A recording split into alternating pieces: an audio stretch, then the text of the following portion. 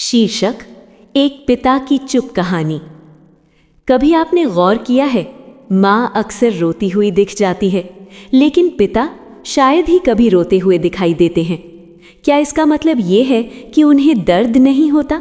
नहीं, असल में पिता रोते नहीं, वो बस अपने आंसू छुपा लेते हैं। ये कहानी है एक ऐसे पिता की जिनका नाम था रमेश।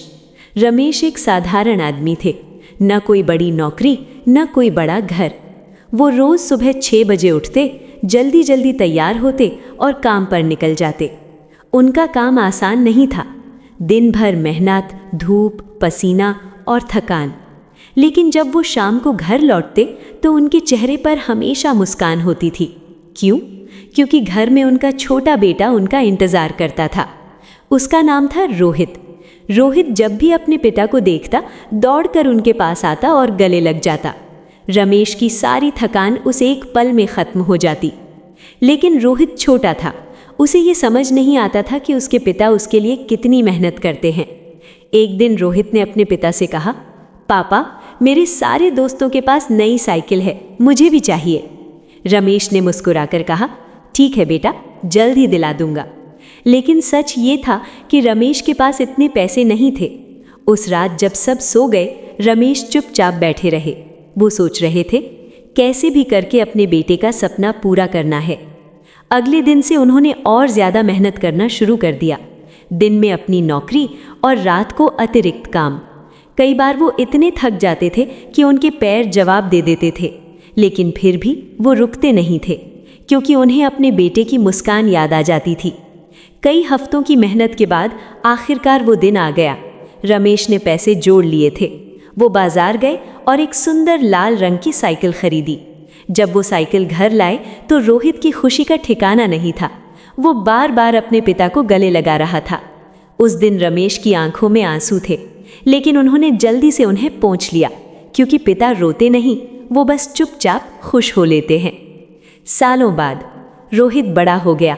शीर्षक, जब सब छोड़कर चले जाते हैं। जिंदगी में एक समय ऐसा जरूर आता है जब हमें लगता है कि अब कोई हमारा नहीं है। दोस्त दूर हो जाते हैं, रिश्तेदार साथ छोड़ देते हैं और कई बार अपने भी बदल जाते हैं।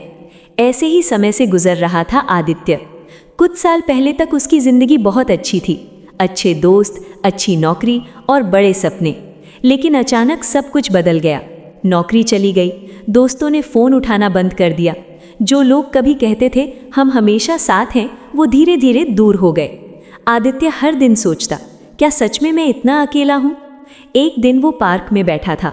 उसके पास एक बूढ़े आदमी आकर बैठे। उन्होंने पूछा, इतना उदास क्यों हो बेटा? आदित्य ने कहा, मेरे पास अब कुछ नहीं बचा। बूढ़े आदमी मुस्कुराए। उन्होंने कहा, जब सब कुछ चला जाता है तभी असली शुरुआत होती है। आदित्य को ये बात समझ नहीं आई, लेकिन उसने हार नहीं मानी। उसने छोटे छोटे काम करना शुरू किया, कभी फ्रीलांस काम, कभी छोटे प्रोजेक्ट। धीरे धीरे चीज़ें बदलने लगी। 1 साल बाद आदित्य ने अपना छोटा सा बिजनेस शुरू कर दिया और कुछ ही समय में वही लोग वापस आने लगे जो कभी उसे छोड़कर चले गए थे। एक दिन वही बूढ़े आदमी उसे फिर पार्क में मिले। आदित्य ने कहा, अब समझ आया आपने क्या कहा था। बूढ़े आदमी मुस्कुराए और बोले, बेटा, जब सब छोड़कर चले जाते हैं तभी इंसान खुद को ढूंढ पाता है। दोस्तों, अगर आज आपकी ज़िंदगी में मुश्किल समय चल रहा है तो घबराइए मत, क्योंकि कई बार भगवान हमें अकेला इसलिए कर देते हैं ताकि हम अपनी असली ताकत पहचान सकें। याद रखिए, कभी कभी सबसे अंधेरी रात ही सबसे खूबसूरत सुबह की शुरुआत होती है। एक दिन उसे अपने पिता की पुरानी डायरी मिली। उसमें लिखा था, आज बहुत थक गया हूँ, लेकिन रोहित के लिए साइकिल लेनी है। आज भी पैसे कम पड़े, लेकिन हार नहीं मानूंगा। बस एक ही सपना है, मेरा बेटा खुश रहे। ये पढ़कर रोहित की आंखों से आंसू बहने लगे।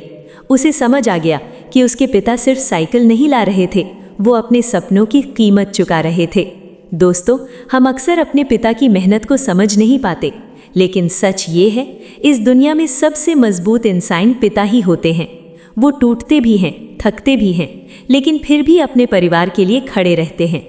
अगर आपके पिता आपके साथ हैं तो आज ही उन्हें गले लगाइए और बस एक बात कहिए, पापा धन्यवाद।